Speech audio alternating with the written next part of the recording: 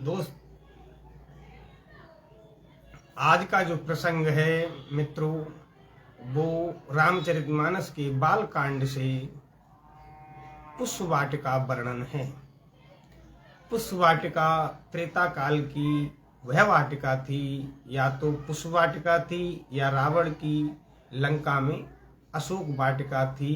अन्य किसी वाटिका का कोई वर्णन रामचरितमानस में नहीं है। तो आज मैं आप सभी सज्जनों के समक्ष पुष्प वाटिका का वर्णन करना चाहता हूँ। बात उस समय की है जब भगवान श्री राम अथवा उनके छोटे अनुज लक्ष्मण के साथ गुरु विश्वामित्र महाराज राम और लक्ष्मण को मिथिला नगरी जनकपुरी लेके आए। उस समय का प्रसंग है सज्जनों। तब माँ भगवती, सीता और जो भगवान प्रभु श्री राम के मिलन की बेला का वो शुभ समय था। और उससे पहले मैं सज्जनों आपको बताना चाहूँगा कि गोस्वामी तुलसीदास जी ने रामचरित में भगवान श्री राम और माँ भगवती सीता के प्रति जो मर्यादा स्थापित की है वो अन्य किसी ग्रंथ में नहीं है। भगवान तुलसीदास जी यहाँ लिखते हैं और ये दिखाते हैं कि दोनों पक्षों में भगवान श्री राम और माया स्वरूपिणी माँ भगवती सीता दोनों महाभागवतों की मर्यादा का उल्लेख यहाँ गोस्वामी बाबा लिखते हैं। और वर्णन आता है कि जब जनकपुरी में गुरु विश्वामित्र पहुंच गए थे अपने शिष्य राम लक्ष्मण के साथ, तो उनके लिए सीता जी का जो स्वयं का घर था, क्योंकि जनकपुरी विदेह नगरी थी, उस नगरी के जो राजा थे वो विदेह राज जनक थे। जनक की नगरी में सब घर एक समान थे, सब घर ग्रस्त थे। जब विश्वामित्र ऋषि पहुंचे तो उन्होंने विरक्त का घर दिया। विरक्त केवल अकेली मैया सीता थीं, जिनके लिए राजा जनक ने अलग घर का निर्माण किया था। सिए निवास सुंदर सदन, शोभा किम कही जात। मैया सीता जी को जो निवास बनाया था जनक जी ने, उसकी शोभा वर्णन नहीं की जा सकती। वही स्थान जनक जी ने गुरु विश्वामित्र और प्रभु राम एवं लक्ष्मण को दिया। लेकिन सुंदर कहा है गोस्वामी बाबा ने कि सुंदर सदन सुखद सब काला, तहां बास ले दीन बुहाला। अर्थात वो सुंदर सदन जिसमें हर समय, हर काल में, हर परिस्थिति में सुंदर वातावरण बना रहता था। और साफ साफ लिखा है तहां बासुले दीन भुआला, मतलब वहां पर भगवान राम और उनके गुरुदेव विश्वामित्र ने वास किया। लेकिन यहाँ ले दीन मतलब जनक जी ने माँ सीता से कहा कि बेटी, आपका तो स्वयंवर रचा जा रहा है, आपको तो 2 दिन बाद अपनी ससुराल जाना ही है। गुरु विश्वामित्र आए हैं तो अपने निवास का आप त्याग करें, वहाँ हम गुरु विश्वामित्र को स्थान देंगे और आप पुनः अपने नगर, अपने घर, अपनी माता सुनैना के साथ रहिए। तो माँ सीता अपनी माँ के कक्ष में रहने चली गई थी। लेकिन वो प्रातः माँ भगवती जगदम्बा की पूजा करने अपने निवास सुंदर सदन आया करती थी, जिसका नाम एक तरह से पुष्प वाटिका भी है। उसी पुष्प वाटिका में माँ भगवती निरंतर रहती थी अपनी 8 सखियों के साथ। तो वहां गोस्वामी कहते हैं कि दोनों की मर्यादा का आप निरीक्षण कीजिए मित्रों, सज्जनों।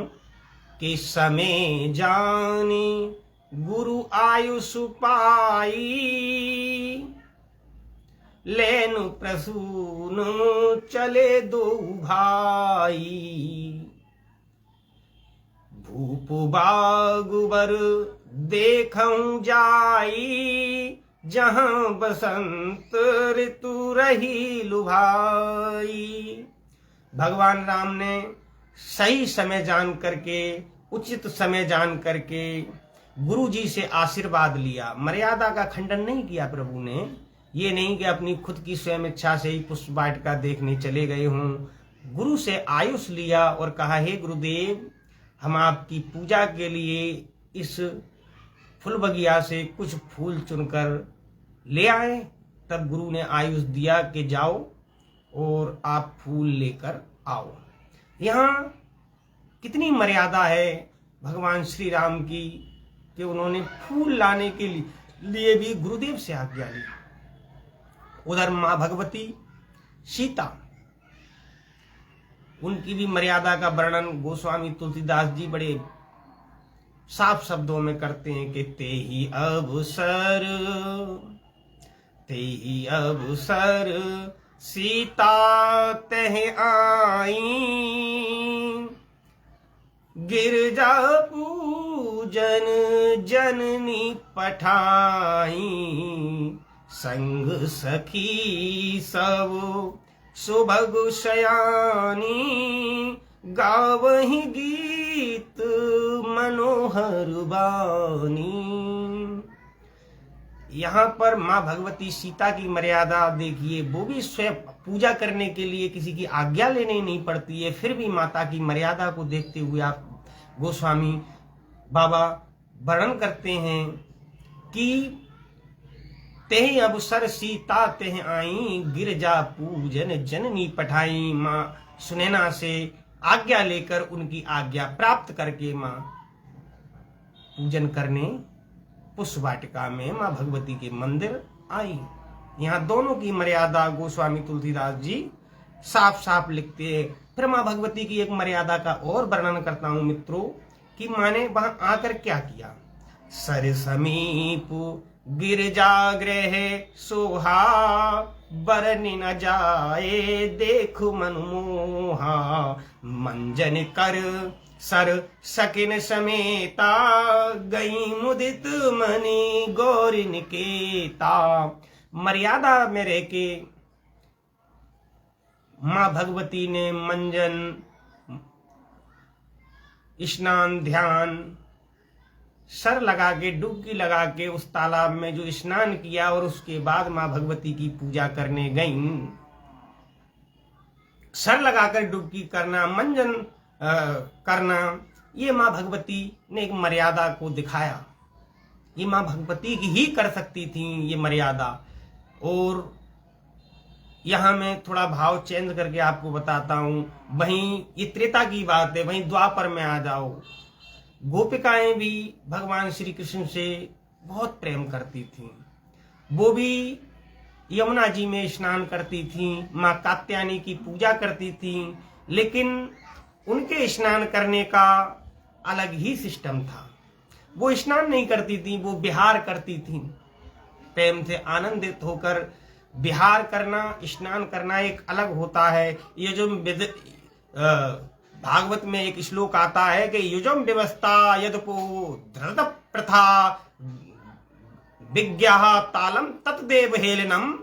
आप व्रत धारण किए हुए हो, सारी गोपिकाएं व्रत रख के यमुना जी में स्नान करती थी, आप व्रत धारण किए हुई हो, फिर भी ऐसा नहाना कि विप्रास्त्राणी वस्त्राणी, आपके अस्त्र वस्त्र सब इधर उधर है, आप किस तरह से स्नान कर रही हो? ये स्नान कोई स्नान नहीं है। और गोपिकाएं उस स्नान को करके माँ कात्यायनी से पूजा में वर के रूप में क्या मांगती है? कात्यायनी महामाये महायोगिन अधेश्वरी नंद गोपी सुतम देवी पति में मुकुरते नमः। के हे माँ कात्यायनी, जो नंद का पुत्र है कृष्ण, वो हमको पति रूप में मिले। सज्जनों, मैं यह आप लोगों से यह कहना चाहता हूँ, गोपिकाएं प्रेम में विहार करती थी, व्रत भी रखती थी, पूजा भी करती थी, नित्य यमुना में स्नान भी करती थी, माँ कात्यायनी से वर रूप में कृष्ण को पति रूप में मांगती थी। क्या उन्हें पति रूप में वर मिला? कभी नहीं मिला मित्रों। वो तड़पती रह गई। लेकिन यहाँ माँ भगवती ने क्या किया, मर्यादा स्थापित की, तरीके से सारे कार्य को किया। उसके उपरांत पूजा कीन अधिक अनुरागा, निज अनुरूप सहज बर मांगा।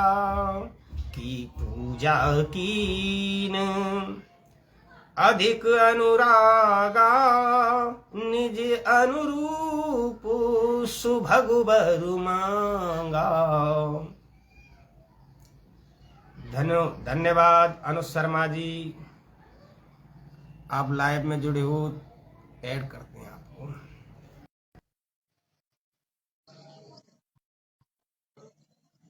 तो माँ भगवती ने यहाँ मर्यादा स्थापित की, बड़ी तरीके से पूजा की, और पूजा करके माँ से कहा कि हे माँ भगवती, मेरे अनुरूप सहज और सुंदर वर मांगा। माँ भगवती का कहने का सीधा सीधा ये था कि जैसी मैं हूं, मैं कौन हूं, मैं स्वयं लक्ष्मी हूं, और मुझे वर रूप में स्वयं नारायण हरि ही चाहिए। यहाँ माँ भगवती सीता ने ये माँ जगदम्बा से मांगा था,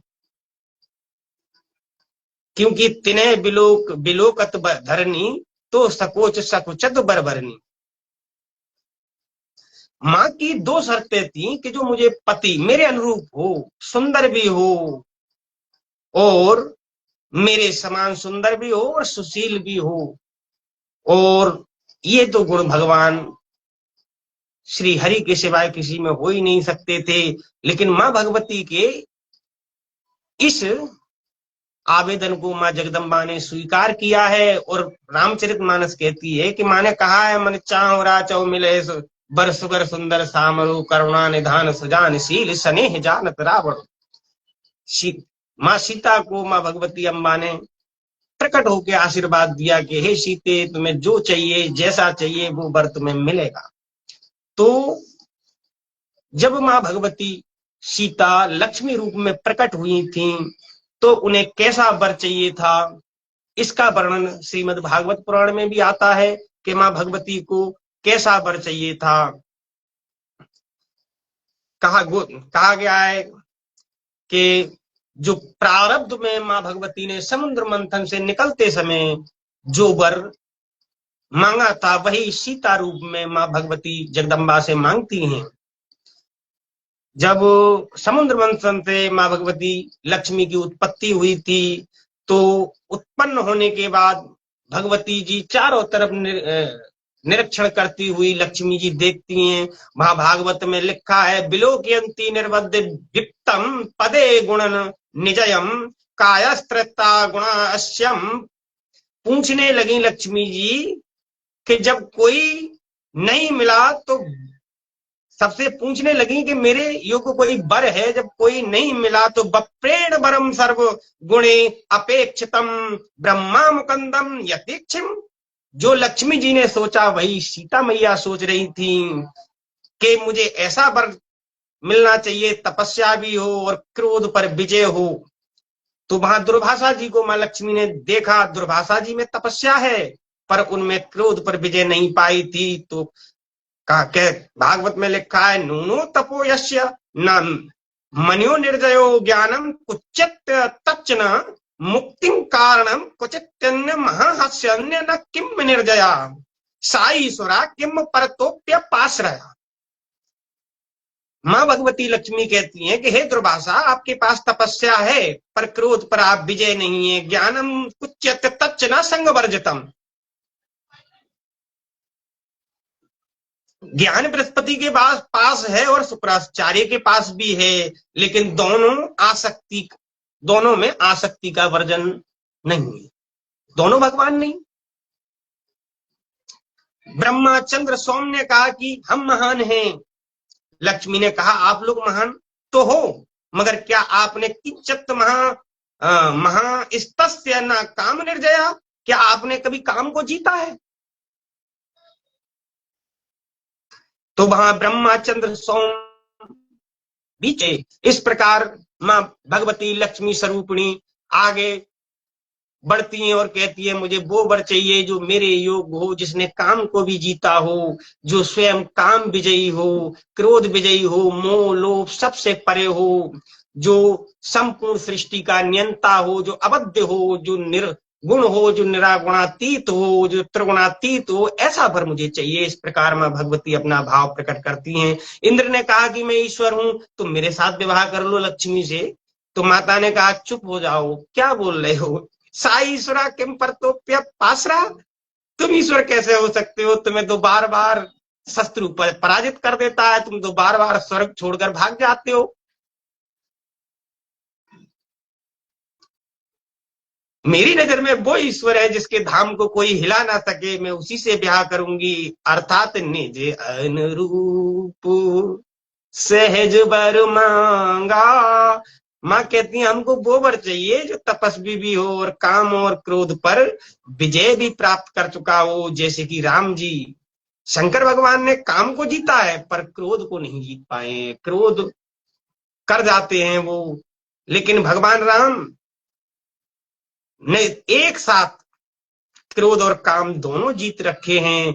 वो जब चाहते हैं और जब चाहते हैं ज्ञान अखंड और अपनी मन से काम और क्रोध पर विजय प्राप्त करके उन्हें अपने तरीके से चलने पर मजबूर कर देते हैं। ऐसे सीता वर कश्चन संग वर्जितम आसक्ति वर्जितम, कोई आसक्ति नहीं है राम जी में। राजीव लोचन राम, भगवान राम को राजीव लोचन इसीलिए कहा जाता है क्योंकि कश्चन मात्र भगवान राम ही महान हैं और वही एक ऐसे हैं जिन्होंने काम पर संपूर्ण विजय को पाया है। उसके बाद एक सखी सिए संग बेहाई गही रही देखन फुलवारी। एक सखी जो थी वो माँ सीता के साथ ही गई थी, लेकिन वो फुलवारी को देखने चली गई थी। वहां उसने श्री राम और लक्ष्मण को एक साथ देखा और वो देखते ही उन्हें मोहित हो गई। और उन्हें देखने के बाद वो दौड़ी दौड़ी माँ सीता के पास आई और बोली कि हे सखी, बाग में दो राजकुमार ऐसे हैं कि उनके शरीर या उनके रूप का वर्णन क्या कहना है। तो गोस्वामी तुलसीदास जी कहते हैं देखनु बाग कुमर दुई आए बै किशोर सब भांति सुहाए श्याम गोर के मुंह कहूं बखानी गिरा गिरा अनैन नैनु बिनु पानी। वो सखी कहती है कि उनकी छवि का, उनके रूप का मैं क्या वर्णन करूं, मैं कोई वर्णन नहीं कर सकती। उनके रूप अनूप हैं, वो ऐसे हैं कि जो भी उन्हें देखता है वो बस देखता ही रह जाता है। वर्णत छब जह तय सब लोगू अवश्य दिखाएं देखन जोगू, जो भी उन्हें देखता है वो देखता रहता है। तो इस प्रकार जब उस सखी ने कहा तो सीता मैया भी भगवान प्रभु राम और उनके अनुज के दर्शन करने के लिए जिन निज रूप मोहनी डारी कीन सुबस नगर नर नारी, उन मनमोहक श्री राम को देखने के लिए माँ सीता जी भी चली।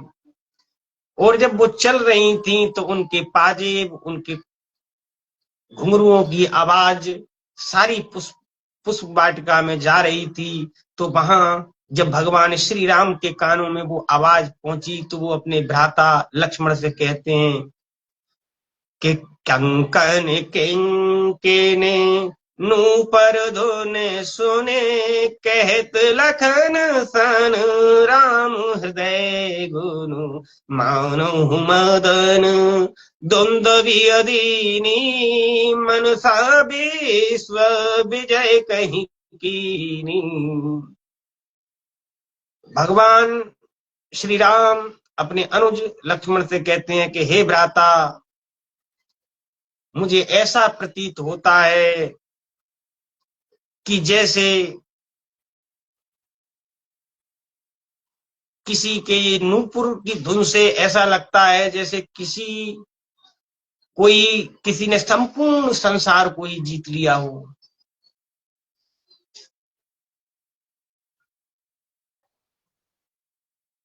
और ऐसा लग रहा है कि साक्षात कोई माया का रूप धारण करके इस पुष्प वाटिका में प्रवेश कर गया है। क्योंकि आई भी साक्षात मां भगवती लक्ष्मी थी। अस के फिर चितए तह ओरा, सिए मुख अस भये नैन चकोरा। इस प्रकार लक्ष्मण जी से कहते हुए जब भगवान श्री राम ने अपनी नजर, अपनी आंखों को, अपने चक्षुओं को उस ओर देखा जहां भगवती सीता थी। भय बिलोचन चारु अचंचल, मनहु सकुंच नीम तजे दिंग चल। देख सिए शोभा सुख पावा, हृदय सरावत बचन न आवा। जब भगवान श्री राम ने हमारी मां वैदेही को देखा तो उनको देखते ही प्रेमासक्त हो गए प्रभु, क्योंकि वो पूर्ण विश्व मोहिनी अवतारणी मां लक्ष्मी थी। उनको देखते ही स्वयं भगवान को भी प्रेमासक्त होना पड़ा। हमारे संतों ने, कवियों ने एक बड़ा अच्छा भजन लिखा है, वो मैं आपको सुनाना चाहता हूं कि देख कर राम जी को जनक नंदिनी, बाग के बाग में वो खड़ी रह गई। देख कर राम जी को जनक नंदिनी, बाग के बाग में वो खड़ी रह गई।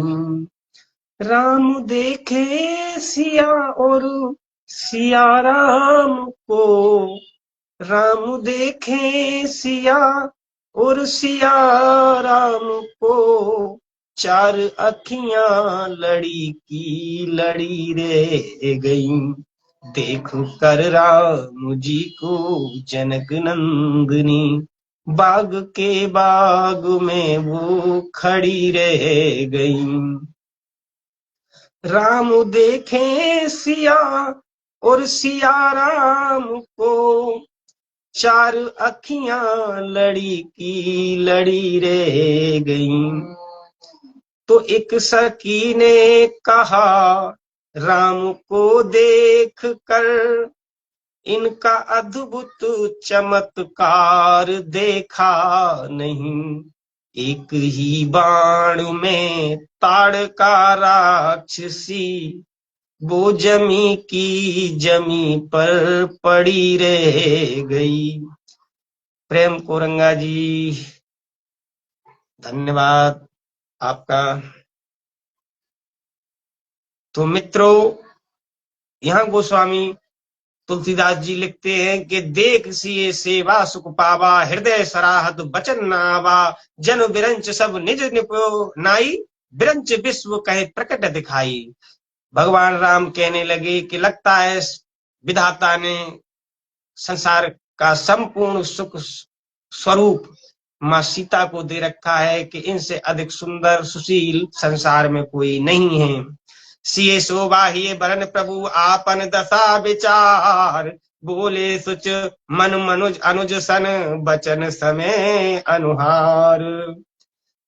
भगवान प्रेमासक्त होने के बाद उन्हें होश आया कि मेरे साथ मेरा अनुज लक्ष्मण है, और लक्ष्मण भी ये देख रहे थे। फिर लक्ष्मण को समझाते हुए प्रभु राम बोले कि हे मेरे भाई अनुज लक्ष्मण, तात जनक तन तात जनक तन या यह सोई, धनुष यज्ञ यही कारण होई। पूजन गौर सकीले आई, करत प्रकाश फिरे फुलवाई। जासु बिलोके अलौकिक शोभा, सहज पुनीत मोर मन लोभा। लक्ष्मण जी से भगवान श्री राम साफ साफ शब्दों में कहते हैं मित्रों, सज्जनों, कि हे अनुज, ये यहाँ के राजा जनक की पुत्री सीता है, और यहाँ जो धनुष यज्ञ चल रहा है वो इसी युवती के लिए चल रहा है, इसी युवती का स्वयंवर है, ऐसा भगवान राम लक्ष्मण से कहते हैं और कहते हैं कि हे लक्ष्मण, इसके रूप और इसकी शोभा का वर्णन मैं किस प्रकार करूं, इसे देखकर मेरा मन लोभ में आ गया है, मेरे अंदर इसको पाने की एक तरह से आसक्ति आ गई है। क्योंकि साफ साफ साफ गोस्वामी जी भाव में लिखते हैं, सहज पुनीत मोरे मन लोभा, कि इसने मेरे मन को मोह लिया है। सो सब कारण जान विधाता, फर्क सुबग अंग सुनु भ्राता। और भगवान राम कहते हैं कि हे अनुज, जब से इसको देखा है मुझे शुभ ही शुभ का चिंतन हो रहा है, मेरे शरीर के अंग सीधे अंग फड़क रहे हैं, जैसे कि कोई शुभ कार्य मेरे हाथों या मेरे साथ होने वाला है। मोहि अत से प्रीति मन केरी, जय सपने पर नार नहेरी। भगवान राम कहते हैं मैंने सपने में भी किसी पर नारी के चित्र और चरित्र के बारे में कभी नहीं सोचा है, लेकिन आज हे लक्ष्मण, इस युवती को देख के मेरा मन मोह लोभ गया है, मेरे मन में मोह हो गया है, आज मैं प्रेमासक्त हो गया हूं। इस प्रकार लक्ष्मण को प्रभु राम अपने हृदय की व्यथा बताते हैं। तो दोस्तों, आज का प्रसंग यही, कल पुनः किसी नए प्रसंग के साथ आप सभी सज्जनों के समक्ष पुनः आऊंगा। तो जय श्री राम, जय जय।